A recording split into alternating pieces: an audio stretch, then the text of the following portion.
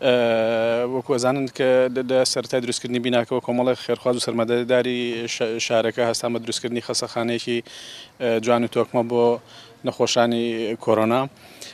خۆشبەختانە هەر لەلایەن خێرخوازانەوە بەڕێزان کاک حاجی عابید و کە دیاری هەستان بە دابینکردنی کۆمەڵێک بێد و پێداویستی خەواندنی نەخۆش وەکو ئەو چەک مەجروشتانی کە پێویستە لە پاڵ بێدێکی نەخۆشە هەبێ. هەر خۆشبەختانە خۆیان هەستان بە دابینکردنی بڵین مۆنیتەری چاودێریکردنی حاڵەتی نەخۆشەکە. هەروەها بیرمان نەچێت دەستگای مرۆیی مام ئەوانیش پێشتر لە ڕێگەی بەڕێوەبەری مەڵبەندی بڵین هەڵەبجەوە وعدیاندا بوو کە ئەوانیش بەشدار بن لە تەجهیزکردنی خەستەخانەکە. خۆشبەختانە ئەوانیش کۆمەڵێک ئامێر و پێداویستی باشیان بۆ کڕەوین بۆ بڵین تەکمیلکردنی نەخۆشخانەکە.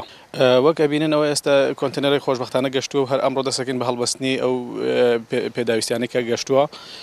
ئەوانەی تریش کەم ماون ئێمە هەر لە دانانی بێدەکان و مۆنیتەرەکانەوە ئەتوانین دوای دابینکردنی ئەڵبەت ئۆکسجین ئەتوانین نەخۆش وەرگین ئەو نەخۆشانەی کە حاڵیان بڵین باشە.